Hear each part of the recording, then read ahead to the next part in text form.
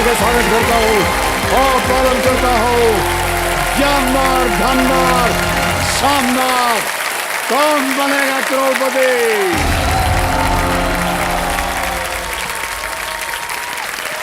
Thank you so much, thank you. बहुत बहुत धन्यवाद आप सभी का, धन्यवाद सर।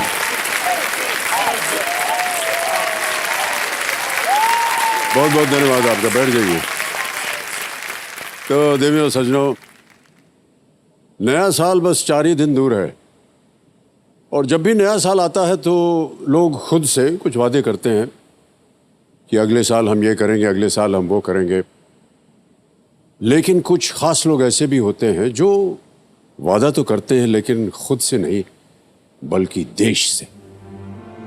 वो खास लोग वो हैं जो 24 घंटे हम सब की रक्षा करते हैं और उनका वादा होता है ये कि ऐ भारत माँ तुझे बधाई है, ऐ भारत माँ तुझे बधाई है।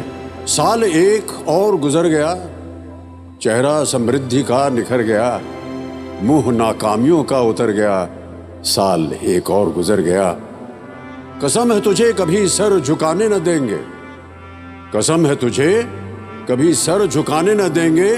दुश्मन की बुरी नजर तुझ तक आने न देंगे। नापाक कोशिशों पर पाक हमारा इरादा है। हम वीरों की वर्दी का यही एक वादा है। इस वर्दी पे सितारों को नहीं, हमने तेरे संस्कारों को पहना है। छोड़ दे तेरे बच्चों की फिक्र माँ, तुझसे बस हमने इतना ही कहना है। तेरे बच्चों की हिफाजत में कसम है दिन रात हम न देखेंगे। मदद करने से पहले हम अपने हालातों की न सोचेंगे। बेटियों पर तेरी अगर कोई आपदा आएगी और सताएगी, डर की परछाइयां उन्हें, कसम है हर एक मोड़ पे तब दिखेंगे उनके 100 भाई, उन्हें दिखेंगे उनको 100 भाई। उन्हें तेरे आंगन को सुरक्षित रखने का ये ठोस इरादा है। इन रगों में आज भी खून कम और देश ज्यादा है। हम वीरों की वर्दी का यही एक वादा है, हम वीरों की वर्दी का यही एक वादा। बहुत बहुत बधाई।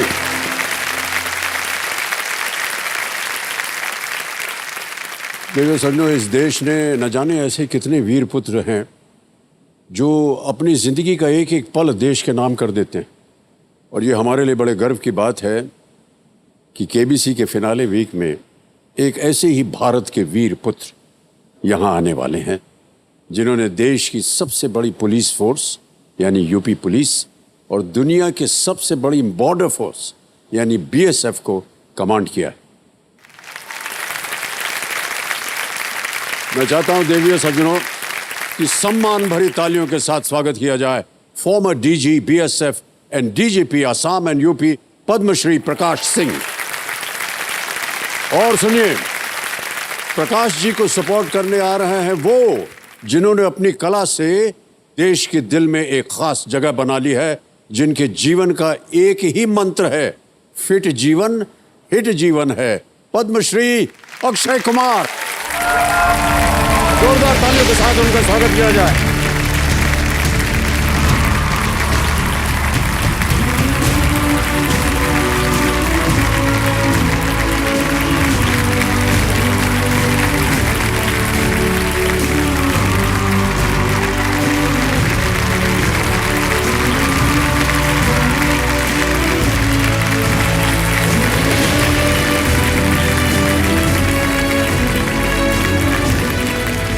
प्रकाश सिंह जी और अक्षय, एक बार फिर आप दोनों का बहुत बहुत स्वागत आज हमारे इस कार्यक्रम में भाग लेने के लिए। ये हमारे लिए बड़े सम्मान की बात है और बहुत ही गौरव की बात है। तो हम चाहेंगे आपसे बहुत सारी बातें करने की, अक्षय आपसे और प्रकाश सिंह जी आपसे। हम चाहेंगे कि पहले वहाँ आप लोग बैठ जाएं। आइए जोरदार तालियों के साथ एक बार फिर से स्वागत।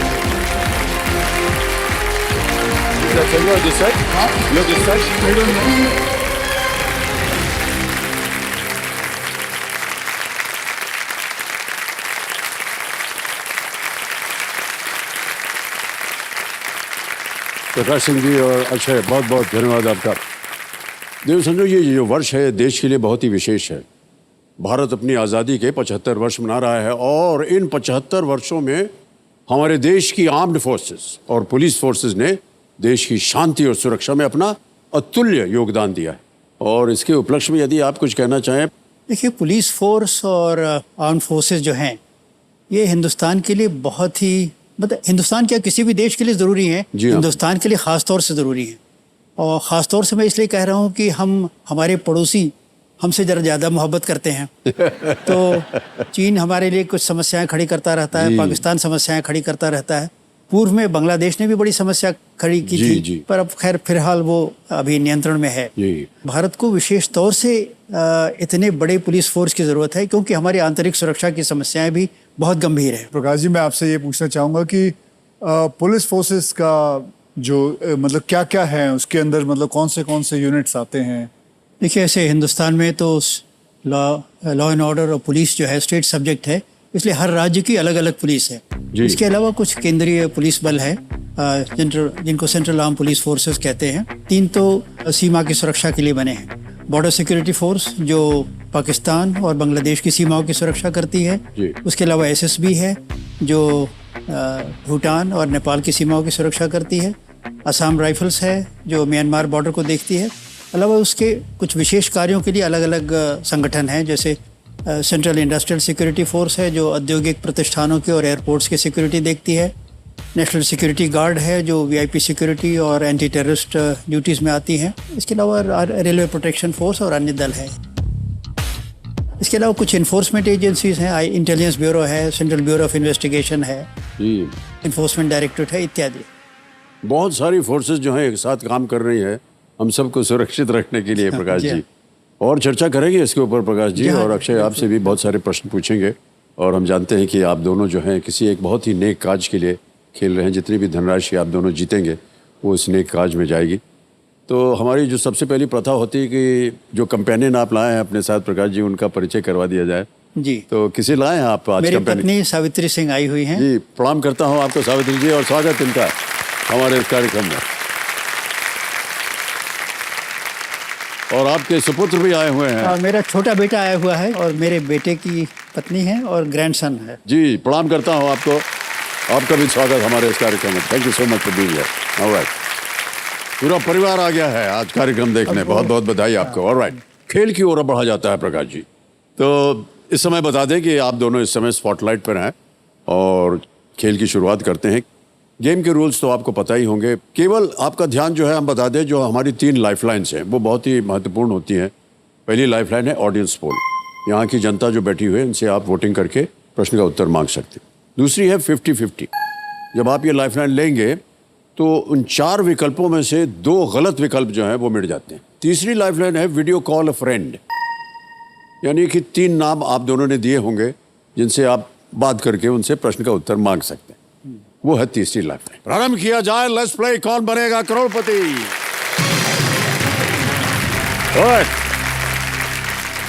पहला प्रश्न आ रहा है आप दोनों के सामने। रेडी? पहला प्रश्न 1000 रुपए स्क्रीन के ऊपर आपके ये रहा। आमतौर पर इनमें से क्या मुंबई में सड़क किनारे मिलने वाली भुर्जी की मुख्य सामग्री होती है? Traditionally which of these is the main ingredient of roadside bhurji in Mumbai? Option सुनिए। A mango, B brinjal, C fish, D egg. आम, बैंगन, मछली या अंडा? डी बताइए। डी जी, अंडा। क्या करें इसको? लॉक कर दें। डी पे लॉक किया जाए। बिल्कुल सही जवाब दिया है। खाली बच्चा जोरदार जरा। शायद प्रकाश जी आपको पता ना हो लेकिन अंडा भुर्जी जो है इनको मालूम होगा बहुत। अब ये बम्बई के रहने वाले नहीं, हम लोग सब ये बहुत ही प्रचलित एक पकवान है। आपने सुना भुर्जी का नाम सुना? नहीं, मैंने तो नहीं सुना था। नहीं सुना? अच्छा, ठीक है। ज्यादा करके मुंबई में होती है वो। बस 6-7 अंडा लिया, उसको फेंट दिया, जो कुछ डालना है डाल के उसको बना के फटाफट। रेसिपी भी मालूम हो गई। सर ये बहुत अच्छे कुक भी हैं। अभी धीरे धीरे इनकी बहुत सारी खूबियां निकलेंगी बाहर। जी। ओके, और इसी तरह आगे बढ़ेंगे दूसरे प्रश्न के ऊपर। रेडी? दूसरा प्रश्न 2000 रुपए स्क्रीन के ऊपर ये रहा। इनमें से किस वस्तु पर कलाकार चित्रकारी करते हैं और जिसका उपयोग स्कूल के जूतों को बनाने में भी किया जाता है? Which of these materials on which artists paint is also commonly used to make school shoes? Option सुनिए। A paper, B canvas, C silk, D cement. कागज, कैनवस, रेशम या सीमेंट? बी कैनवस को लॉक किया जाए। बी कैनवस पे ताला लगाया जाए। बिल्कुल सही जवाब दिया आपने। कैनवस शूज तो हम सब ने स्कूल जाते हुए पहने होंगे और एक कलाकार कैनवस पे है जो पेंटिंग करता है। ऑलराइट, तो प्रकाश जी, ये जो अभी अक्षय आपसे एक सवाल पूछ रहे थे कि पुलिस फोर्स में इनकी संख्या कितनी है? पुलिस फोर्स जो राज्य की पुलिस फोर्सेस है, इनकी संख्या आज की तारीख में करीब 2 मिलियन यानी 20 लाख करीब है। जी जी, 20 लाख। स्वीकृति जो इनकी है ये करीब 26 लाख की है। और ख़ास बात यह है कि देखिए, ये स्वीकृतियाँ तो कोई 5 साल पहले हुई, कोई 10 साल पहले हुई, और तब से जनसंख्या बढ़ गई, समस्याएं और विकराल होती जा रही हैं। तो स्वीकृतियों को बराबर रिव्यू करने की ज़रूरत है। और वर्तमान में अगर शायद देखा जाए तो स्वीकृतियाँ शायद 30 लाख से ऊपर की ज़रूरत पड़ेगी हिंदुस्तान में। और मतलब कमाल की बात है, देखिए हम किस तरह की ड्यूटीज़ दे देते हैं। एक केवल एक उदाहरण दूंगा, जैसे कुंभ मेला अभी आप इलाहाबाद में हुआ था 2019 में। उसमें कहा जाता है कि 49 दिन के 49 डेज़ के पीरियड में कुल मिला के कहा जाता है, ये सरकारी फिगर है, कि करीब 24 करोड़ आदमी हिंदुस्तान के कोने कोने से आए, नहाकर चले गए। और मौनी अमावस्या के दिन जो खास बेदिंग डे होता है, जी। उस दिन अकेले केवल 5 करोड़ लोग थे। अब सोचिए, 5 करोड़ आदमी एक स्थान पर आते हैं और गंगा जी में नहाना चाहते हैं, और ज़्यादातर लोग संगम में ही नहाना चाहते हैं। जी जी। उनको कैसे चैनल करके ले आए, नहाएं, और उसके बाद नहा के उनका ऑर्डरली डिस्पर्सल करें। एक बहुत बड़ा इट्स ट्रेमेंडस एक्सरसाइज, बहुत बड़ी अभियान है जो यूपी पुलिस करती है। इसी तरह मतलब किसी भी क्षेत्र में जाइए, माओवादियों से लड़ना हो, कश्मीर में समस्या है, नॉर्थ ईस्ट में समस्या है, और इंटर स्टेट डिस्प्यूट्स हैं, समस्याओं का अंबार है।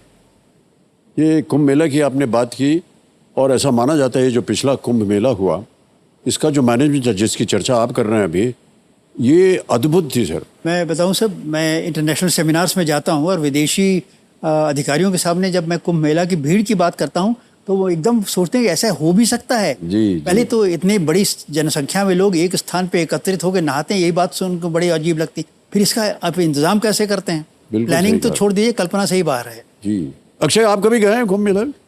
जी, मैं एक बार गया था। ओह, एक बार गए हैं आप? हाँ, मौका मिला था, चुपचाप चला गया था, चुपचाप जाके वापस आ गया। ये चुपचाप गए थे? क्यों, मैं चुपचाप नहीं जा सकता? नहीं जा सकते हैं सर, लेकिन आप कई जगहों पे चुपचाप जाते हो, हम नहीं जा सकते कहीं भी। नहीं, हम तब की बात कर रहे हैं जब हम स्कूल में पढ़ते थे, हम इंडस्ट्री में आए नहीं थे। लेकिन आप कब गए? जब आप इंडस्ट्री में थे? नहीं, इंडस्ट्री में नहीं। हाँ, तो दूसरी बात है। वहाँ की एनर्जी कुछ अलग हो जाती है, अलग, मतलब एक ऐसा लगता है जैसे कोई भपका आया है। बिल्कुल, जो एनर्जी लगती है सबके सब, जब बैठे होते हैं वहाँ, सब नहाते हैं, ओम नमः शिवाय, सब चिल्ला रहे हैं, चीख रहे हैं, नागाज आ रहे हैं, बहुत अच्छा वातावरण होता है। ओके, अब चलते हैं आगे इस खेल में। तीसरा प्रश्न आएगा आपके सामने, मूल्य है इसका 3000 रुपए। रेडी? तीसरा प्रश्न 3000 रुपए स्क्रीन के ऊपर ये रहा। इनमें से कौन सी राष्ट्रीयता एक मार्शल आर्ट्स फॉर्म मुए डैश का नाम पूरा करेगी? Which of these nationalities completes the name of the martial arts form Muay Dash? Option रखता हूं आपके सामने। A Korean, B Welsh, C Thai, और is it D Dutch? Korean, Welsh, Thai या डच? C Thai. C को lock कर दिया जाए। बिल्कुल सही जवाब दिया आपने। मुए थाई थाईलैंड से आया एक मार्शल आर्ट्स है जिसे थाई बॉक्सिंग भी कहा जाता है। इसमें हाथों से ही नहीं, पैरों से भी अटैक कर सकते हैं। और इनसे बेहतर और कौन होगा जो इसके बारे में इनको जानकारी हो, और इसका उदाहरण भी ये अपने सारी फिल्मों में करते हैं। अक्षय, जैसे कि सब लोग जानते हैं और मैं तो जानता ही हूँ, लेकिन हमारी जनता और हमारे जितने भी दर्शक हैं वो शायद ना जानते हो कि बहुत सी आपने क्लासेस शुरू की हुई हैं महिलाओं के लिए। पहले तो ये बताइए कि ये ख्याल आपको कैसे आया, और उसके बाद हम जानना चाहेंगे कि किस तरह आप ये क्लासेस को शुरू कर रहे हो, कैसे 2012 में 16 दिसंबर को वो निर्भया केस हुआ था। जी जी। तो उसके बाद 2013 में मैंने वुमेन सेल्फ डिफेंस क्लासेस खोली थी। तो मेरा ये तरीका था कुछ कर दिखाने का, कुछ कर देने का। कई कई जगहों पे खोले, मुंबई में, थाने में, सूरत में, नवसारी में, उदयपुर, सिलगुड़ी, सब जगह पे मैंने क्लासेस खोली। आज 10 साल हो गए हैं, करीबन 90,000 women we have trained them. 90,000 महिलाएं ट्रेनिंग कर रही हैं। Yeah. क्या बात। And that also free of cost. बहुत अच्छी बात कही है। हमारे टूर्नामेंट्स भी होते हैं सर। मैं पूरे के पूरे इंडिया के करीबन 5,000 ब्लैक बेल्ट्स को मैं एक जगह बुलाता हूँ और उनका कंपटीशन होता है। ओह, ओके। फिर उनको सर्टिफिकेट मिला जाता है, मेडल दिया जाता है, और सर मैं उनको कैश प्राइज भी देता हूँ उनको। बिकॉज घर में जब वो चेक लेके जाते हैं घर पे अपने माँ बाप को देते हैं, तो मुझे मालूम है कि मैंने जब कंपटीशन जीता था तो मुझे भी पैसे मिले थे। तो मेरे माँ बाप ने मुझे बोला मेरे घर को कमाऊ पुत्र आया है। कमाऊ पुत्र आया है। एक चीज हम पूछना चाहेंगे, बुरा मत मानिएगा जी। तो कोई ऐसी टेक्निक आप अभी यहाँ हमको दिखा सकते हैं जो कि हमारी जितनी भी महिलाएं बैठी हैं और जितने भी दर्शक देख रहे हैं वो समझ सकें कि आप क्या सिखाते हैं उनको? हाँ, मैं जरूर बता सकता हूँ। बेसिकली जब एक लड़की का, एक औरत का सामना किसी आदमी से हो जिसके इंटेंशंस गलत हो, तो दिमाग में क्या हो जाता है, वो औरत शी फ्रीजेस। मैं जो सबसे इंपॉर्टेंट चीज जो हमारे क्लासेस में समझाता हूं कि don't freeze, that is the time when you have to be very active. जी। सो वी टीच देम कि सबसे पहले, जैसे अभी मैं किसको बुलाना चाहूंगा, कौन आना चाहेगा? उदाहरण के तौर पे कोई आ सकता है। आ जाइए, आप आ जाइए। आप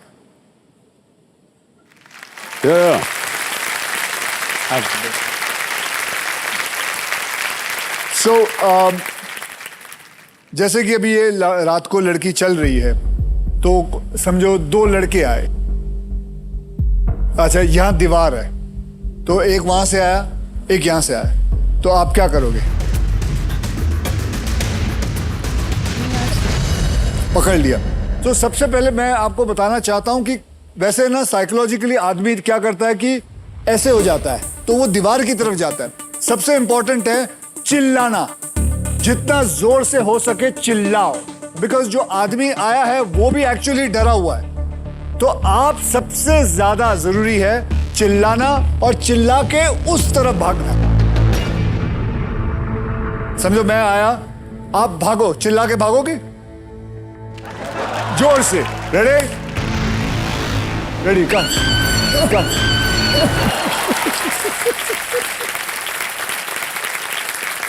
ये देखिए, ये आप लोगों को मजाक लगेगा, बट एक्चुअली चिल्लाना is the one of the best self defence. दूसरा इज ऑब्जर्वेशन। जब आप रात को अकेले चल के जा रही हैं, आपको पता है कि सुनसान इलाका है, आपको हमेशा ऑब्जर्वेंट रहना चाहिए कि आप जहां चल रही हैं, यहां एक खिड़की है, यहां एक दरवाजा है, वहां ईंट पड़ी है, यहां पे लकड़ी है। तो आपको नोट करते हुए जाना है। ऑब्जर्वेशन जो है, दैट इज अनदर वे इंसान को, मतलब दैट एक्सरसाइज। सो जब आप चलते हो, जैसे मैंने आपको बताया, पूरा ऑब्जर्वेशन रखना। ठीक है? Thank you very much. Thank you, thank you.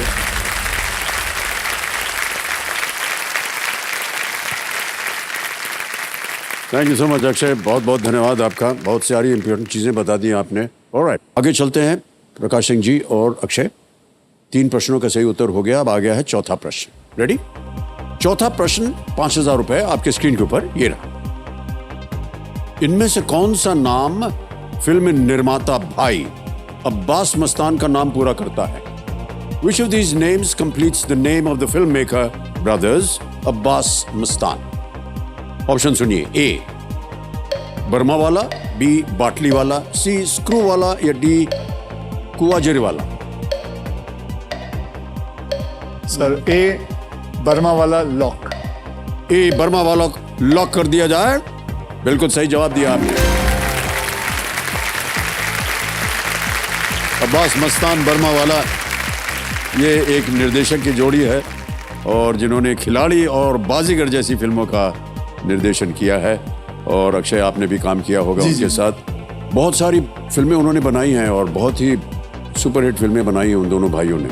चलिए आगे चलते हैं खेल में। अब 5वां प्रश्न आएगा। ये खेल का पहला पड़ाव है। इसका मूल्य है 10,000 रुपए। रेडी?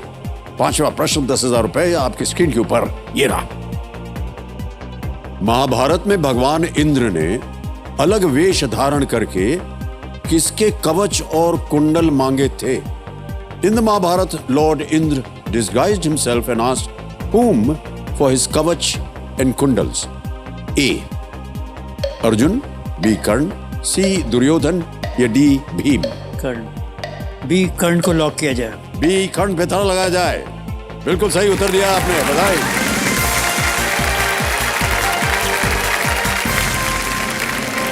कर्ण के कुंडल उन्हें अजय बनाने में सहायक थे। कर्ण ने कभी भी याचकों को ना नहीं कहा था, इसलिए अर्जुन का पक्ष लेने वाले भगवान इंद्र ने कर्ण से उनके कुंडल और कवच भी मांग लिए। प्रकाश जी, आपसे बहुत सारी जानकारी हम जानना चाहेंगे। एक बहुत ही प्रथम भूमिका आपने निभाई है आतंकवादियों से लड़ने की, टेररिज्म के खिलाफ। जब टेररिज्म की बात आती है तो आप बता सकेंगे हमें कि बहुत सबसे ज्यादा जिसमें आपको चैलेंजिंग लगा, आपके सामने किस तरह की चुनौतियां आई भारत को लेकर?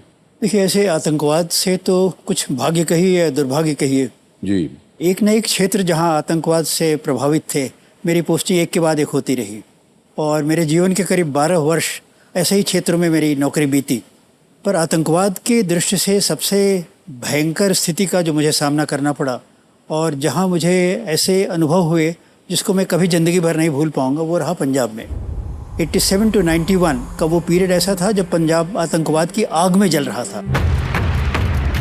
और अभी मैं नया बॉर्डर सिक्योरिटी फोर्स में इंडक्ट हुआ था और मैं एक जूनियर आईजी था। पर पंजाब जल्दी लोग जाने को नहीं तैयार होते और मेरी ये था कि भाई इनको जहाँ भेजोगे चले जाएंगे। तो मुझे बुला के डीजी ने कहा कि भाई हमें पंजाब में एक आईजी चाहिए और हम समझते हैं कि तुम उसके लिए उपयुक्त रहोगे। तो मैंने पंजाब के लिए हाँ कर दी। पंजाब में गया मैं 4 साल मैं पूरा एक संघर्ष में, पता दिन रात हमेशा बस लड़ाई ही थी। यूँ समझिए कि जब मैं बीएसएफ कैंपस जालंधर से बाहर निकलता था तो मन में हमेशा एक भावना था, एक बार ये आता था ख्याल कि मैं वापस लौटूंगा कि नहीं लौटूंगा। बहुत से लोग जिन्होंने पंजाब का आतंकवाद नहीं देखा वो उसकी गंभीरता का अंदाज भी नहीं लगा सकते। पर खैर ईश्वर की दया रही और हम लोगों ने संघर्ष करते रहे। उस समय बड़ी भारी समस्या ये थी कि पंजाब से पाकिस्तान जाते थे, वहाँ उनको ट्रेनिंग मिलती थी, फिर हथियार, रसद, गोला बारूद लेके हिंदुस्तान आते थे और यहाँ पे एक आतंक मचाते थे। ये समस्या इतनी गंभीर, मेरे ऊपर बड़ा प्रेशर पड़ रहा था कि भाई प्रकाश ये आतंकवाद कम नहीं हो रहा है। मेरे ऊपर बहुत प्रेशर पड़ा कि भाई ये तो पाकिस्तान जाना बंद करो कैसे। मैंने कहा भाई देखो, एक एक इंच पे ज़मीन पे तो बीएसएफ के जवान लग नहीं सकते, उनके हमेशा नाका के बीच में फासला होता है और रात को कब कौन किधर से निकल जाए पता नहीं चलता। फिर मैंने बहुत सोचा, मैंने कहा कि इसकी तारबंदी की जाए, फेंसिंग की जाए जी। और ये प्रस्ताव मैंने सिद्धार्थ शंकर रे थे गवर्नर, उनके सामने रखा, उन्होंने चिदम्बरम साहब के सामने रखा जो मिनिस्टर फॉर इंटरनल सिक्योरिटी थे, और सबको ये बात पसंद आई कि हाँ यहाँ फेंसिंग लगाई जाए। फिर उन्होंने मुझे जिम्मेदारी दी कि फेंसिंग के डिज़ाइन बनाओ, वो CBWD से हम बनवाएंगे। हम सब लोगों ने जो बैठ के विचार विमर्श किया और फिर हम लोगों ने अपनी डिज़ाइन खुद बनाई, जो मैं बड़े गर्व से कहूँगा कि वो उस समय जो फेंस उस डिज़ाइन के अनुसार बनी, वो उस समय दुनिया की सबसे अच्छी फेंस थी। शायद ये तस्वीर है हमारे पास, ये देखिए। अच्छा, ये मैं विश्वनाथ प्रताप सिंह आए थे प्राइम मिनिस्टर, उनको मैं फेंसिंग दिखा रहा हूँ क्योंकि उस समय सब लोग आते थे देखने कि आखिर क्या चीज़ खड़ी की गई है। मेरे ख्याल में उस फेंस के बनने का परिणाम ये हुआ कि एक्सफिल्ट्रेशन यानी पाकिस्तान जाना और इन्फिल्ट्रेशन हिंदुस्तान लौटना, दोनों ही ऐसा तो नहीं कि एकदम बंद हो गया, पर जहाँ अगर समझिए कि 100 होता था वहाँ अब 5-10 पे आ गया। तो आतंकवाद की लौ धीरे धीरे अपने आप कम होती गई और 1991 में जब मैंने पंजाब छोड़ा, उस समय तक मतलब हार्डकोर टेररिस्ट की संख्या 350-400 थी, वो 100 के नीचे आ गई थी। जब 100 के नीचे आ गई तो हमने समझा कि अब हम लोग मैदान जीत जाएंगे। जी जी। मैं तो पंजाब में आतंकवाद को रोकने में जो भी मेरी भूमिका रही, उसी के लिए फिर मुझे भारत सरकार ने पद्मश्री से अलंकृत किया।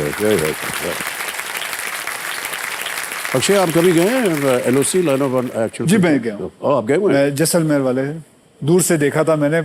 तो सब तैनात थे, ऊंट पे चल रहे हैं लोग, मतलब कमाल की फेंसिंग बनी हुई है। One of the best fencing is done there. Okay, चलिए खेल की ओर अब ध्यान देते हैं। प्रकाश सिंह जी, अब आ गया है छठा प्रश्न और खेल के नियमों के अनुसार अब आपको मिलेंगे 60 सेकंड प्रत्येक प्रश्न का उत्तर देने के लिए। रेडी? छठा प्रश्न, 20,000 रुपए आपके स्क्रीन के ऊपर ये रहा। ये एक ऑडियो प्रश्न है। इस गीत के गायक को पहचाने, identify the singer of this song. गाना सुनाया जाए।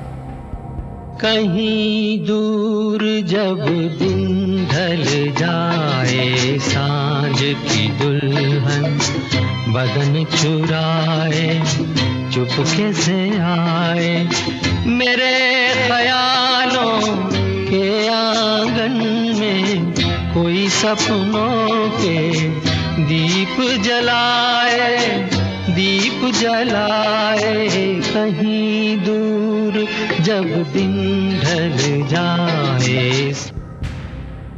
गाना सुन लिया। अब आपके सामने विकल्प रखता हूं। A, Mohammad Rafi, B, Kishore Kumar, C, Mukesh या D, भूपिंदर सिंह। सी मुकेश लॉक किया जाए। लॉक किया जाए। C, मुकेश पे ताला लगाया जाए। बिल्कुल सही उत्तर दिया है आपने। जीत गए आप 20,000 रुपए। ये गाना फिल्म आनंद का है, इसे आप जानते होंगे, जिसका संगीत सलील चौधरी जी ने दिया था और इसे लिखा था योगेश जी ने। ये फिल्माया गया था राजेश खन्ना जी पर, जो कि इनके फादर इन लॉ। बहुत सुंदर फिल्म थी सर ये, और मुझे उनके साथ काम करने में बड़ा सौभाग्य प्राप्त हुआ। सर, उनके जैसा सुपरस्टार हमारे भारत में पैदा नहीं हुआ।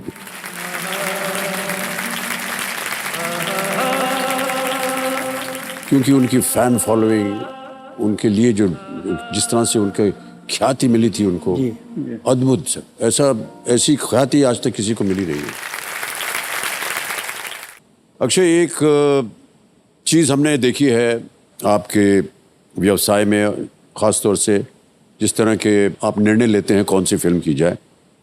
प्रकाश जी, आप शायद ने देखा हो इनकी फिल्में, जितने भी हाल ही में बहुत सी ऐसी फिल्में की हैं अक्षय ने, जो एक समाज के प्रति कोई एक बात हो जिसमें ये सुधार ला सकें, या कोई समाज के लिए कोई संदेश हो, उस तरह की फिल्में इन्होंने की हुई हैं। लेकिन फिल्म करने के बाद ये उस कॉज के साथ जुड़ भी जाते हैं। अक्षय, बताएंगे आप हमें कुछ इसके बारे में? ऐसा हो जाता है कि जैसे शौचालय पे मैंने फिल्म की थी, टॉयलेट एक प्रेम कथा। फिर उसके बारे में इतनी सारी जानकारियां शुरू हो जाती हैं। जब स्क्रिप्ट बना रहे होते हैं तो इतने सारे इंसिडेंट आ जाते हैं, इतने सारे लोगों से मुलाकात हो जाती है। फिर उसके बाद वो कॉज अपना लगने लग जाता है। फिर वो एक फिल्म नहीं रहती, वो ऐसा लगता है कि ये हमारे देश के साथ ऐसा हो रहा है। औरतों के लिए शौचालय नहीं है। हमारे देश में कई जगह हैं जहाँ सोचते हैं कि शौचालय नहीं होना चाहिए, घर पे नहीं होना चाहिए, बाहर जाना चाहिए। तो ये सब चीज़ें जो पता चलना शुरू हो जाती है, तो ऐसा लगता है कि यार ये एक फिल्म नहीं रही, इसके साथ मन करता है जुड़े रहो। चाहे फिर वो सैनिटरी पैड हो। सैनिटरी पैड के साथ जब पैडमैन मैंने की तो इतने सारे इंसिडेंट्स हुए जो याद रह गए। ऐसे ऐसे इंसिडेंट्स होते हैं जिनको सुन के आदमी का दिमाग एकदम गायब हो जाता है। मैं बॉम्बे की बात कर रहा हूँ। मेरी नीस के घर पे उसकी फ्रेंड आई थी रहने के लिए 2 दिन, 3-4 दिन के लिए। तो जब मतलब ऐसे बातचीत में पता चला कि बिकॉज उनके घर में एक बड़ी पूजा चल रही थी and her periods were on, so उसके माता पिता ने कहा कि बेटा तू जाके कहीं और रह ले, कि अपने फ्रेंड्स के पास रह ले। So and this I am talking about in Mumbai. So it is such a huge taboo. मैं ये कहूँ, पहले जो बात उठाई थी ना, अक्षय कैसे कॉज से जुड़ जाते हैं, इसके माने ये केवल एक्टिंग नहीं करते हैं, जो भूमिका दी जाती है उसमें जीते हैं ये, और तभी इसीलिए कॉज से जुड़ जाते हैं। ये बहुत अच्छी बात है जी। ओके, अब ध्यान आ जाए खेल के ऊपर प्रकाश सिंह जी और अक्षय कुमार। 7वां प्रश्न, 40,000 रुपए आपके स्क्रीन के ऊपर ये रहा।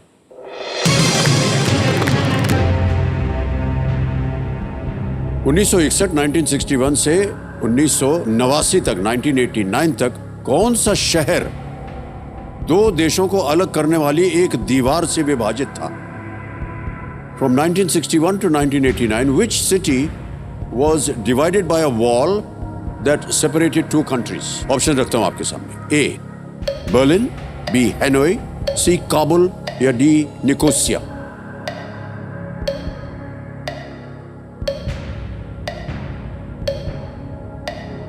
ये बर्लिन को लॉक किया जाए.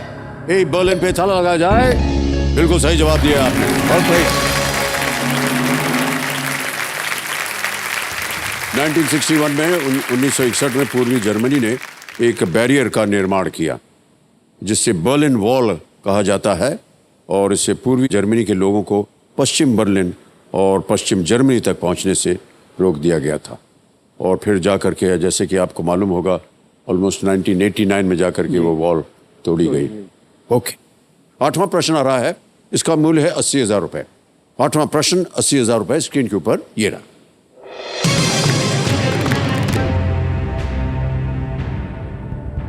1965 में स्थापित किस अंग्रेजी रॉक बैंड के कुछ प्रचलित गाने टाइम, मनी और कंफर्टेबली नम हैं? Which English rock band formed in 1965 has hit songs like Time, Money and Comfortably Numb? Option रख रहा हूं आपके सामने. A. Led Zeppelin, B. The Rolling Stones, C. The Beatles, D. Pink Floyd. अभी बताइए. Time, money and comfortably numb. Sir, deep pink Floyd lock किया जाए. D pink Floyd. Sure है? जी. लगा दें ताला. जी. डी पे ताला लगाया जाए. Well played is the right answer. वाह, ये याद है, मैं सुना करता था. पिंक फ्लॉयड को सबसे अद्भुत रॉक बैंड में से एक माना जाता है. उन्होंने कई शानदार एल्बम्स दिए हैं, जैसे कि dark side of the moon, dark side of the moon, wish you were here और द वॉल. बहुत सुंदर बैंड सर. आपने लाइव कभी सुना है इनको? जी, लाइव नहीं सुना. ओहो हो सर, मैंने एक बार सुना उनको लाइव वेनिस में. ओके. बहुत सुंदर परफॉर्मेंस है. Very very popular band. Okay, अभी कुछ कहना चाह रहे थे आप? ऐसा है कि मैं आपको ख़ास तौर से इस बात के लिए बधाई और अपनी शुभकामनाएं देना चाहता हूं, क्योंकि कई फिल्मों में आपने पुलिस अधिकारी की भूमिका निभाई है. जी जी. जैसे खाकी में और अन्य फिल्मों में. और उन फिल्मों में आपका जो आपने जिस तरह से एक्टिंग की इतनी प्रभावशाली थी कि बहुत लोग पुलिस फोर्स में ज्वाइन करने के लिए उनको प्रेरणा मिली उससे. और बहुत से आपके फेमस डायलॉग्स भी हैं पुलिस अधिकारी की हैसियत से और अदरवाइज भी. एक आपका डायलॉग बहुत मशहूर है डॉन फिल्म में. जी. वो डायलॉग मैं समझता हूँ अगर आप आज के मौके पे बोल दें तो बड़ा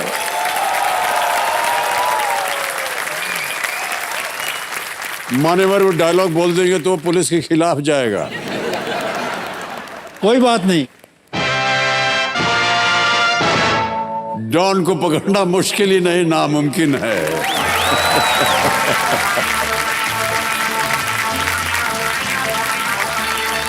बहुत बढ़िया डायलॉग है. आपको इसके लिए मैं बधाई देना चाहूँगा.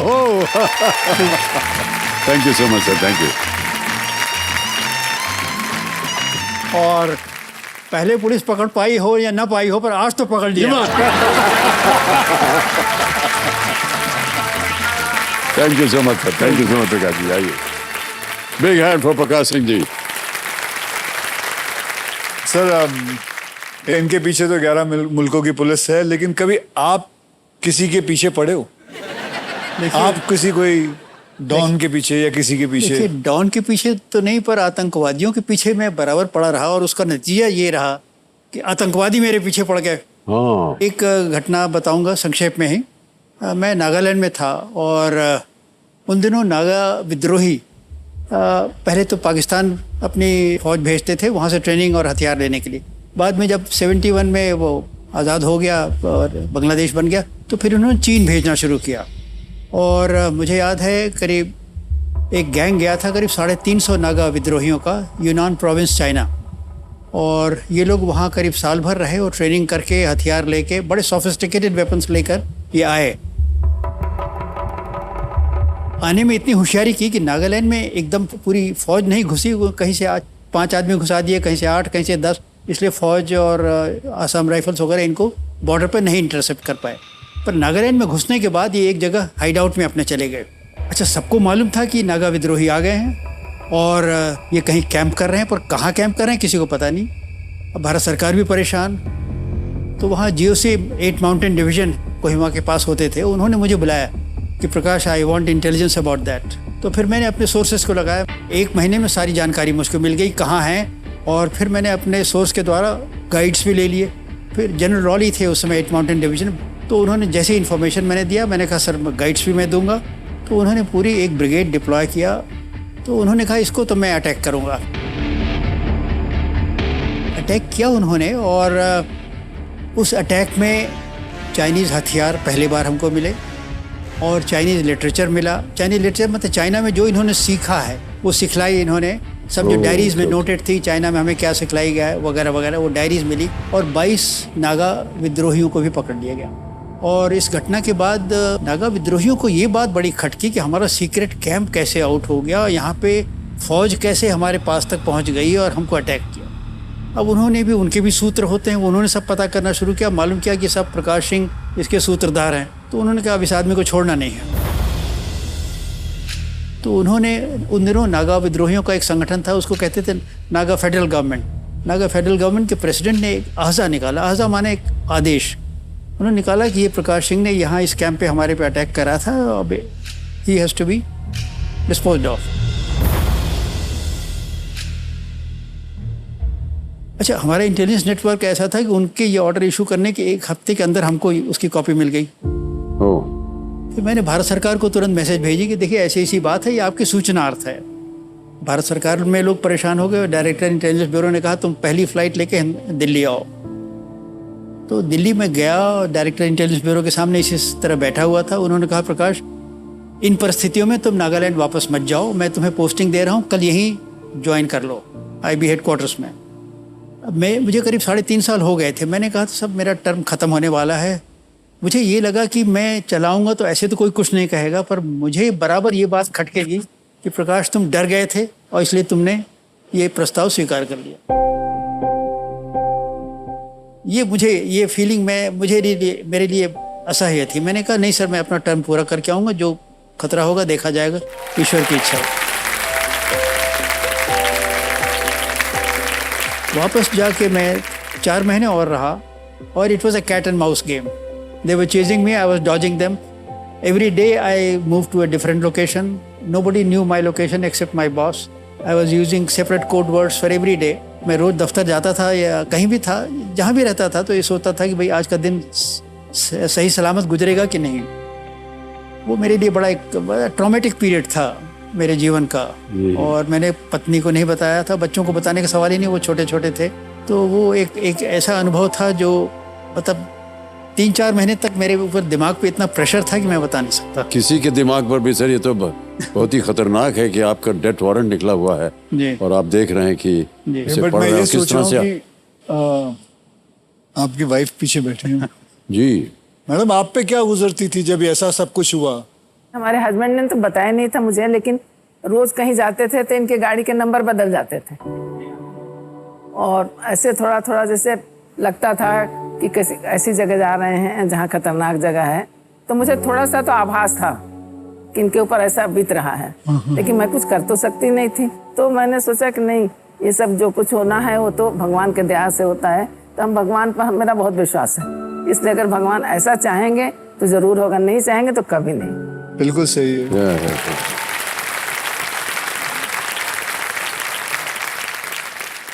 आप देश के लिए काम कर रहे हैं सर जी। और हम लोग आज यहाँ सब सुरक्षित इसलिए बैठे हैं क्योंकि आपने देश के लिए काम किया है।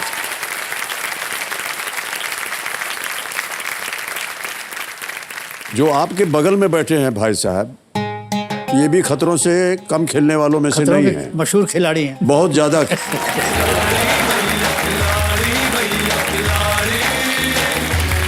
और बहुत बड़ी हमारी शिकायत रहती है, 1-2 फिल्मों में हमने इनके साथ काम किया है जहाँ पर कुछ ऐसे स्टंट्स किए हैं जहाँ आमतौर पर करना नहीं चाहिए इनको। स्टंटमैन होता है वो कर देगा, क्यों तुम कर रहे हो ऐसा? सर ये बहुत ही नटखट हैं इंसान, कुछ भी हो ये खुद ही करेंगे।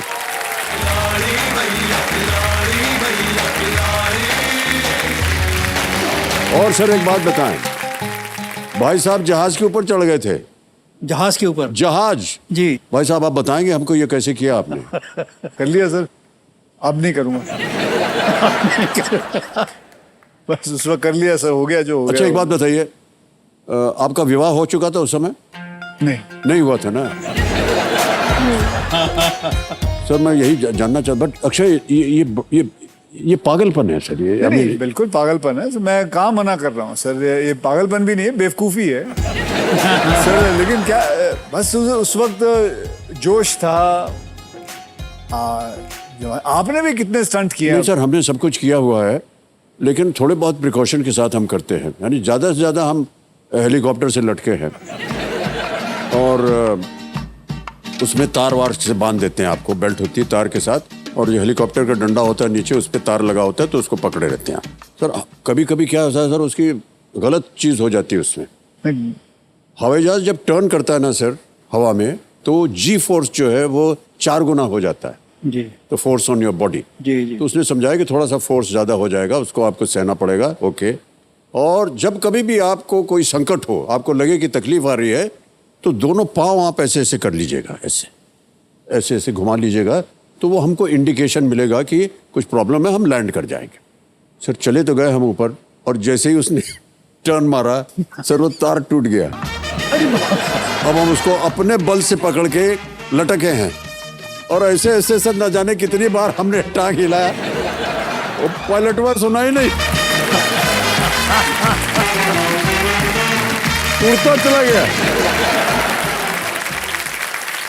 तो कई बार ऐसा होता है सर कि स्टंट करने जाते हैं और हम अपनी ही गलती से गड़बड़ हो जाती है। इसीलिए मैं जानना चाहता हूँ, how did he do it without making any mistake? I mean it's impossible. पता नहीं उस वक्त कैसे हो गया, बस जय माता दी बोल बोल बोल के वहां से वहां चले गए। बेवकूफ़ी ज़रूर है, मैं ये नहीं कहूँगा आप में से कोई भी इसको कोशिश करें, बिल्कुल नहीं करनी चाहिए। हम जो भी करते हैं इसका काफ़ी प्रिकॉशन लेके करते हैं। प्लस एक जुनून था, और जैसे मैं हमेशा कहता हूँ, मैं कोई I don't call myself an actor first, I call myself a stunt man first and then an actor. And I have been doing this all my life. जैसे मैंने कहा था कि because of martial art training, because of lot of sports I have played in my life, so I've kept myself agile only all the time. लेकिन sir एक बात बताएं आपको, एक और पता नहीं अक्षय आप इसके साथ सहमत है कि नहीं, कभी कभी एक्टर्स में ये एक बात ज़रूर आती है कि चलो इसमें ख़तरा है कि चोट लग सकती है, तो बजाय इसके कि स्टंटमैन को चोट लगे, हमें लग जाए, क्योंकि हमारी वजह से उसको चोट लगने वाली। Today you'll be happy to know कि हमारी स्टंट मैन एसोसिएशन को everybody has been insured. हाँ, insured. They are all insured now. Alright, अब आ गया है नवा प्रश्न 1,60,000 रुपए का। नवा प्रश्न 1,60,000 रुपए स्क्रीन के ऊपर ये रहा।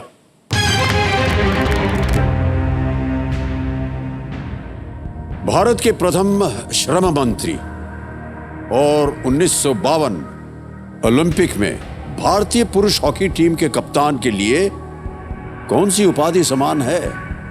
What honorific connects India's first labor minister and the captain of the Indian men's hockey team at the 1952 Olympics?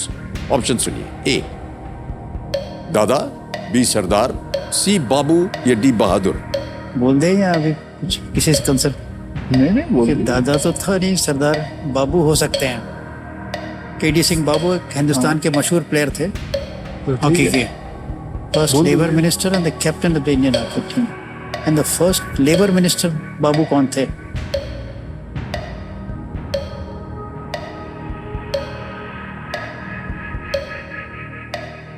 नहीं, हॉकी तो अगर आप चाहें तो लाइफलाइन ले सकते हैं, कंफ्यूजन हो आपके मन में। बोल दीजिए आप।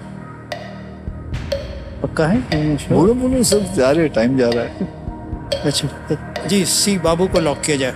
सी बाबू पे ताला लगाया जाए, कह रहे हैं प्रकाश जी।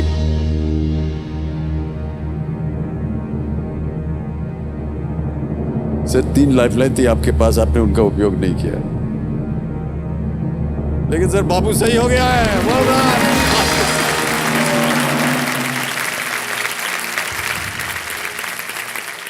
कुंवर दिग्विजय सिंह भारतीय हॉकी टीम के कप्तान थे जब 1952 में हेलसिंकी में भारत के स्वर्ण पदक जीता था जी। और उन्हें केडी सिंह बाबू कहा जाता था और जगजीवन राम जिन्हें प्यार से बाबूजी कहा जाता था भारत के पहले श्रम मंत्री थे बाबू जगजीवन राम। 9 प्रश्नों का सही उत्तर हो गया है और जितने भी खिलाड़ी यहाँ पर आते हैं एक चेतावनी के रूप में हम एक चीज़ बोलते हैं उनको कि इस एक मौके पर चांस बिल्कुल मत लीजिएगा, ये मौका आपको दोबारा नहीं मिलेगा। इसलिए कहते हैं क्योंकि यहाँ अगर उत्तर गलत हो गया तो आप नीचे गिर जाएंगे 10,000 पे। और अगला प्रश्न है खेल का दूसरा पड़ाव, उसको अगर आपने पार कर दिया तो निश्चित रूप से आज आप 3,20,000 रुपए ले जाएंगे। रेडी? 10वां प्रश्न 3,20,000 रुपए आपके स्क्रीन के ऊपर ये रहा।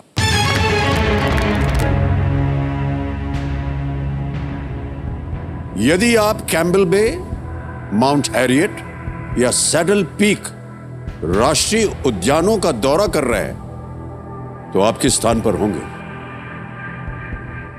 Which place would you be in if you are visiting the Campbell Bay, Mount Harriet or Saddle Peak National Parks?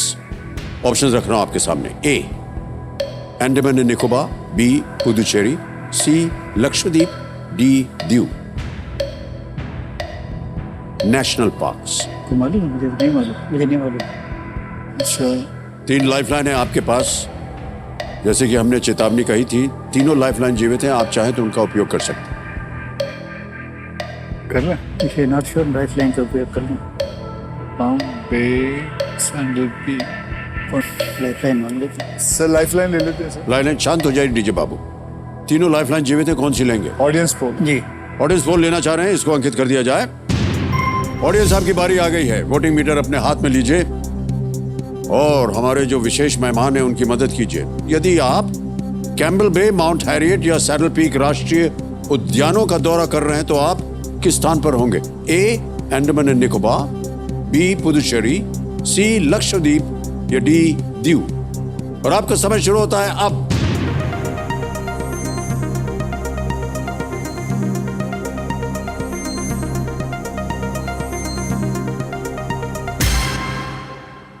59% दिया है ए को, अंडमान एंड निकोबार को। जी।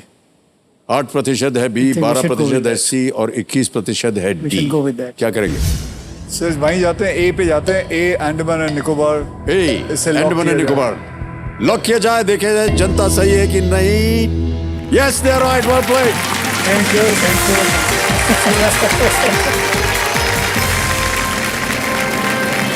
अंडमान और निकोबार द्वीप समूह में कई राष्ट्रीय उद्यान हैं जिनमें से कुछ इस क्षेत्र में देखे जाने वाले समृद्ध यानी कि नेशनल पार्क्स हैं। ओके, 10 प्रश्नों का सही उत्तर हो गया है, 3,20,000 हो गए हैं और एक चेक आता है इस समय।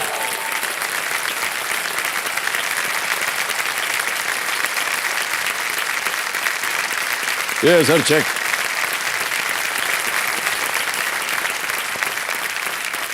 सर ये जो चेक जहां जाने वाला है इवेंचुअली उसके बारे में अभी हम बात करेंगे। तो देवियों सज्जनों, ये जो चेक है ये बनाया गया है उस काज के लिए या उस फाउंडेशंस के लिए जहां पर ये डोनेट होगा। अक्षय, हम चाहेंगे कि आप बताएं कि ये जो फाउंडेशन है जहां ये बताएंगे सर इंडियन पुलिस फाउंडेशन और करना इंडिया के बारे में।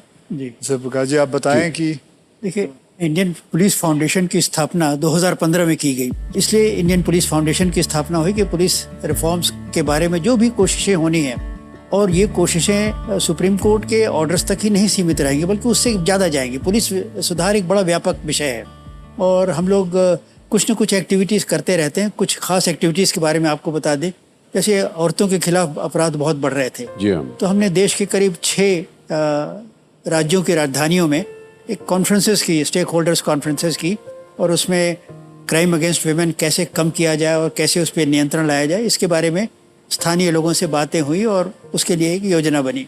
इसी तरह फिर पुलिस में बहुत सारे इंटरनल रिफॉर्म्स के बारे में हम सोच रहे हैं। हमारा ये सोचना है कि बहुत से ऐसे रिफॉर्म्स हैं जिसको हम बिना सरकार की स्वीकृति के अपने स्तर पे कर सकते हैं। ये इसकी परमिशन मिलती है आपको करने के नहीं, लिए? बिल्कुल परमिशन। आप जैसे मोटी सी बात आपको बताएं, पुलिस थानों का वातावरण बदले इसके लिए तो कोई परमिशन हमें नहीं चाहिए। सही कहा आपने। पुलिस थानों का वातावरण पीपल फ्रेंडली हो जाए, जो आदमी वहाँ पुलिस थाने में जाए उसको इस बात का विश्वास हो कि हमारी रिपोर्ट दर्ज की जाएगी, उसका इन्वेस्टिगेशन होगा और दर्ज करने में कोई हमसे कोई मांग नहीं होगी, इत्यादि इत्यादि। इस तरह अलग अलग क्षेत्रों में हम काम कर रहे हैं और हमारा उद्देश्य यह है कि इंडियन पुलिस फाउंडेशन एक प्रीमियर थिंक टैंक के रूप में उभर कर आवे और पुलिस धीरे धीरे अपने आप को एक जनता के सेवक के रूप में सबके सामने प्रस्तुत कर सके, ये हमारा उद्देश्य है। ऑलराइट, तो करना क्या है वही? सर, ये एक एनजीओ हम लोगों ने बनाया है, लखनऊ में है और ऐसे शुरू में तो हमने इसमें बहुत काम किया। इस समय हम 2 एक्टिविटीज़ मुख्य रूप से चला रहे हैं। लखनऊ में 4 स्कूल ऐसे हैं जहाँ एकदम गरीब वर्ग के लोग बच्चों को हम लेते हैं। ऐसे बच्चे जिनके माता पिता उनको पढ़ा नहीं सकते और ट्यूशन लगा नहीं सकते। जी। भाई तुम आओ, हम तुमको ट्यूशन की मदद देंगे और 3rd क्लास से 10th क्लास तक के बच्चे जो उन्हें ट्यूशन चाहिए, एक टीचर या 2 टीचर रहते हैं, उनको पढ़ाते हैं फ्री। Oh nice. अब 2-3 चीजें इस खेल के बारे में बता दें। ये जो डीजे बाबू हैं जो समय टिक टिक करते रहते हैं, ये अब शांत हो जाएंगे। यहाँ पर हमारा जो जैकपॉट प्रश्न है, तिलिस्मी तिजोरी उसका नाम दिया हुआ है, 17वां प्रश्न 7.5 करोड़ का, उसका द्वार खुल जाता है। इसी के साथ एक और पड़ाव अब की बार रखा गया है 15वें प्रश्न पर 75 लाख का, वो भी खुल जाता है, धन अमृत पड़ाव। ऑलराइट, आगे बढ़ते हैं। अब आ रहा है आपके सामने 11वां प्रश्न, अमूल्य है इसका 6,40,000 रुपए। इस प्रश्न को खेलिएगा जरूर, ये एक लीस्ट रिस्क वाला प्रश्न है जी, क्योंकि अगर ये दुर्भाग्यवश गलत हो भी गया तो आप कुछ खोएंगे नहीं। इससे पहले जहां भी आप खेल रहे थे अगर गलत हो गया तो आप वो खो देते थे धनराशि। अभी भी आपके पास 2 लाइफलाइन बची हुई हैं, 50-50 और video call a friend. Akshay, बहुत ध्यान से खेलिएगा क्योंकि यहां से अब धीरे धीरे प्रश्न जो है थोड़े से और कठिन होते जाएंगे। जी। 11वां प्रश्न 6,40,000 रुपए स्क्रीन के ऊपर ये रहा।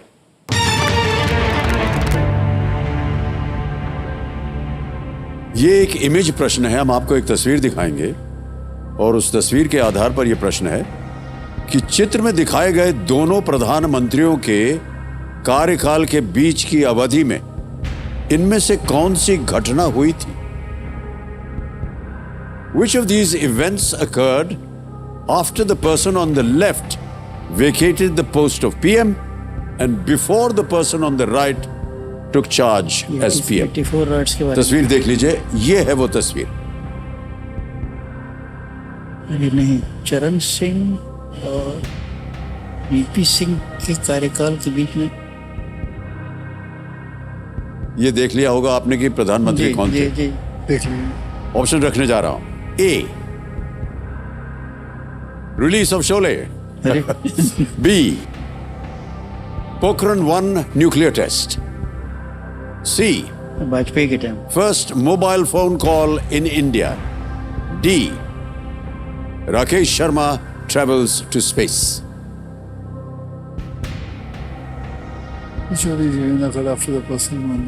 शोले फिल्म रिलीज हुई, पोखरण प्रथम परमाणु परीक्षण, भारत में पहला मोबाइल कॉल, राकेश शर्मा अंतरिक्ष में गए।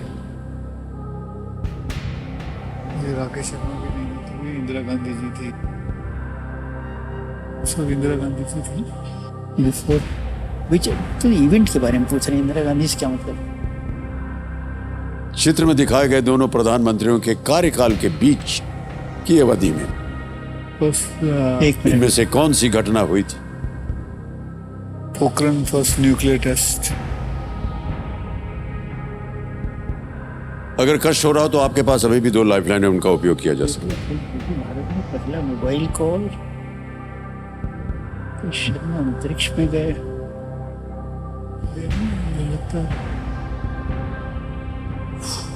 नहीं, मेरे ख्याल में 2 कार्ड 50-50 लिया जाए। आई एम नॉट श्योर। ठीक है सर, 50-50 लेते हैं। 50-50 करेंगे, ऑलराइट। 50-50 लाइफलाइन को अंकित कर दिया जाए कंप्यूटर जी। और जैसा कि हमने आपको बताया था, ये लाइफलाइन लेने से जो 2 गलत विकल्प हैं वो मिट जाएंगे। मिटा दीजिए कंप्यूटर जी। सी बचा है और डी बचा है, first mobile phone call in India. D, Rakesh Sharma travels to space. यही करता। बोल दो सर, आप लकी हो, आप बोलो। I am not sure. but you have to take a risk. I have to take a risk. ये कि नहीं किसी से पूछ लें एक्सपर्ट्स। नहीं अभी छोड़ देते हैं। मैं बोलूं? बोलिए, हमें तो आई एम नॉट श्योर। मैं बोल दूं। Sir D Rakesh Sharma travels to space. इसे लॉक कर D Rakesh Sharma travels to space, D पे ताला लगाया जाए।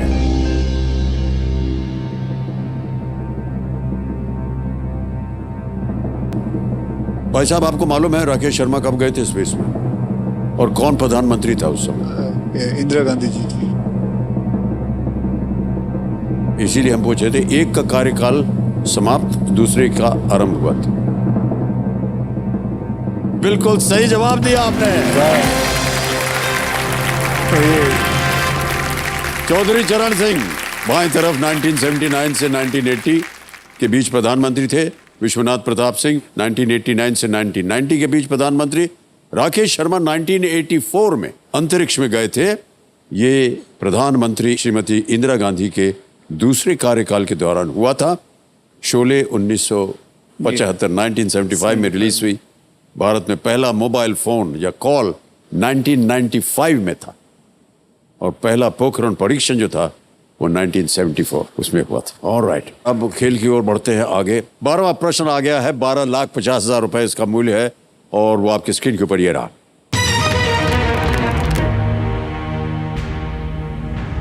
लिसोतो देश पूरी तरह से किस अन्य देश से घिरा हुआ है?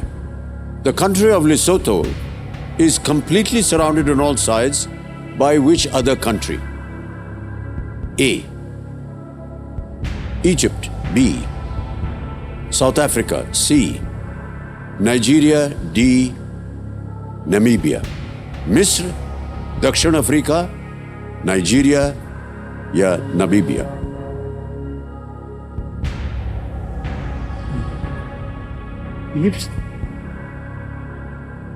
तो ये भी समुंदर है। Nigeria, Namibia. एक लाइफलाइन अभी भी बची हुई है आपके पास। Video call a friend. सही उत्तर आपको देंगे 12,50। गलत अब नीचे गिरा देंगे 3,20 पर। I am doubtful. क्या चल रहा है आपके मन में? लाइफलाइन ले लीजिए। फिर आगे कुछ नहीं बचेगा। कोई बात नहीं। कोई ऑप्शन चल रहा है आपके मन में? देखिए, साउथ अफ्रीका तो एक साइड पे समुंदर है, तो मेरे हिसाब से इजिप्ट के भी एक साइड में मेडिटेरेनियन है। वो कहाँ से घेरेगा किसी को? नाइजीरिया हुआ या नाइजीरिया और नामीबिया में कोई होना चाहिए। Namibia, Nigeria, Namibia. तो ले लेते हैं सर एक। ले लीजिए। आप और मैं दोनों हमेशा रिस्क लेते हैं। एक लेते हैं, एक रिस्क। मेरे ख्याल में लाइफ लेना उचित होगा। जी, लाइफलाइन है, ले लीजिए। ऑलराइट, तीसरी और आखिरी lifeline, video call a friend, इसको अंकित कर दिया जाए। और यहां आने से पहले आपने 3 नाम दिए थे जिनसे आप बात करना चाहते थे और उनसे प्रश्न पूछना चाहते थे। वो 3 नाम ये हैं, आनंद रंगनाथन है, पंकज कुमार सिंह है और अभिनव कुमार। किन से बात करेंगे प्रकाश जी? रंगनाथन कितने जानकार हैं? साइंटिस्ट हैं। साइंटिस्ट है, ज्योग्राफी तो नहीं है ना? ओ, पता लगा लेंगे। पंकज कुमार सिंह को लगाइए फोन। ओके, पंकज कुमार सिंह जी को फोन लगाया जाए। ये आपके सुपुत्र है और डीजी ऑफ बीएसएफ भी है। पंकज कुमार जी, प्रणाम करता हूँ। अमिताभ बच्चन बोल रहा हूँ, कौन बनेगा करोड़पति से। जी नमस्कार आपको भी। क्या हाल चाल है आपके? बिल्कुल कुशल मंगल है साहब। आपकी आवाज सुन के बहुत अच्छा लग रहा है। पंकज जी, हमारे सामने प्रकाश जी बैठे हैं और साथ में अक्षय कुमार, और इस खेल में एक प्रश्न का उत्तर नहीं दे पा रहे हैं। उन्होंने लाइफलाइन ली है, आपसे संपर्क किया है और वो आपसे जानना चाह रहे हैं इस प्रश्न का सही उत्तर। तो अगली आवाज होगी प्रकाश जी की और वो एक प्रश्न पढ़ेंगे। उसके 4 ऑप्शन हैं, ABCD जी। और जैसे ही वो बोलना शुरू करेंगे घड़ी चल पड़ेगी और 45 सेकंड के अंदर अंदर आपको उत्तर देना होगा। जी तैयार हो जाइए। अगली आवाज प्रकाश जी की और आपका समय शुरू होता है अब। पंकज, सवाल ये है कि Lesotho country is surrounded on all sides by which other country? 4 options है, Egypt, South Africa, Nigeria, Namibia. Egypt, South Africa, Namibia, Nigeria and Namibia. इसमें से नाइजीरिया कौन एंड सा देश नामीबिया। है, कौन सा देश है जो लेसोथो देश को चारों तरफ से घेरता है? Can you just give the options once again? Lesotho, LESOTHO। ठीक है, वो ठीक है। Countries? Egypt, South Africa, Nigeria, Namibia. I think South Africa. South Africa. क्या करना चाहेंगे? उन्होंने कहा है बी साउथ अफ्रीका। जी सर, जाते हैं साउथ हैं, अफ्रीका। जाएंगे? चलिए लॉक कर दे। लॉक कर जी, दे लॉक सर। कर दे। बी साउथ अफ्रीका पे ताला लगाया जाए। बिल्कुल सही जवाब दिया उन्होंने। Thank you Pankaj. Thank you. लिसोतो सभी ओर से दक्षिण अफ्रीका से घिरा हुआ है। ये केरल राज्य से थोड़ा सा ही छोटा है ये देश। Okay. अब आएगा आपके सामने 13वां प्रश्न। कोई भी लाइफलाइन बची नहीं है। कोई बात नहीं। 13वां प्रश्न 25 लाख रुपए आपके स्क्रीन के ऊपर ये रहा।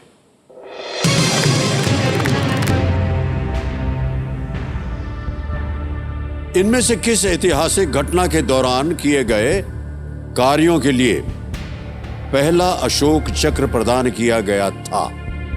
For actions during which of these historical events was the first Ashok Chakra awarded? Options: A. Liberation of Goa. B.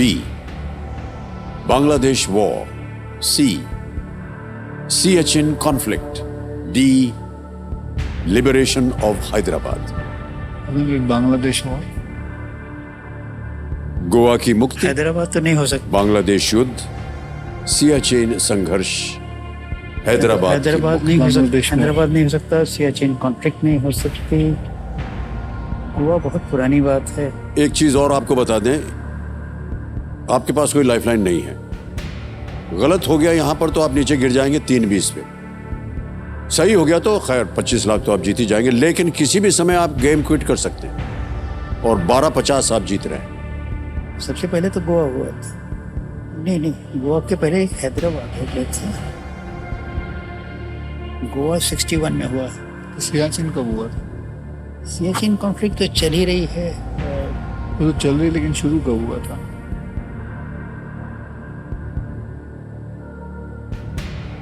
सबसे पहले देखिए, बांग्लादेश तो 71 है, गोवा 61 है, तो सियाचिन और लिबरेशन ऑफ हैदराबाद ये पुराने हैं।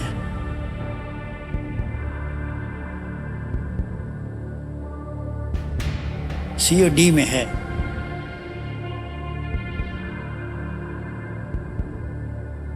Liberation of Hyderabad police action भी हुआ आप था। बोलिए सर। 3-20 पे हम नहीं जाना चाहते। अरे लेकिन कोई बात नहीं, आप बोलिए। सियाचिन कॉन्फ्लिक्ट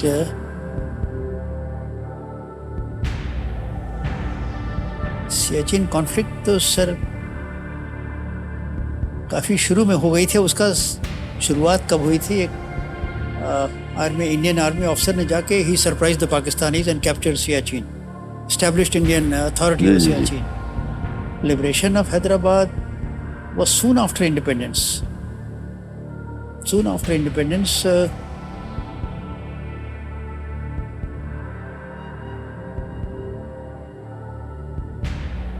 गलत हो गया तो नीचे आ जाएंगे 3-20 पे। सोचिए फाउंडेशन में जितना धनराशि वो कम हो जाएगी।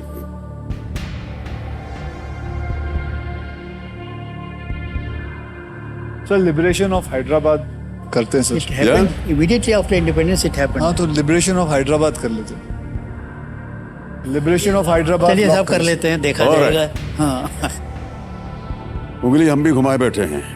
डी लिबरेशन ऑफ हैदराबाद पे ताला लगाया जाए।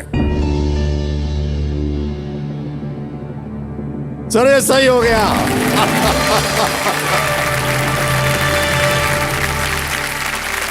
$25 लाख रुपए जीत ले आपने। मान्यवर, ये जो घटना थी ये ऑपरेशन पोलो था।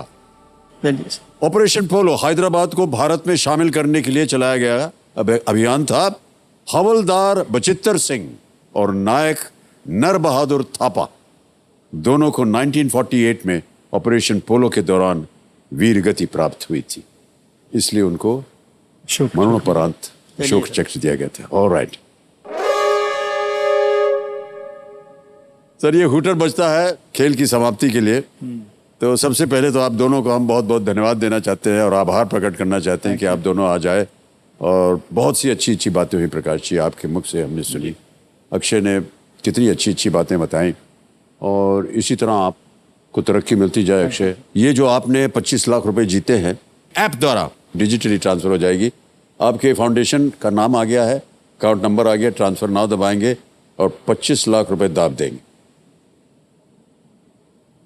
ये देखिए, और इसको दबाया, कंफर्म किया, और यकीन मानिए इसी वक्त ये आपके बैंक अकाउंट में पहुंच गया है, बिल्कुल जल्दी, आसान और सेफ तरीके से। बहुत बहुत बधाई। ऑलराइट।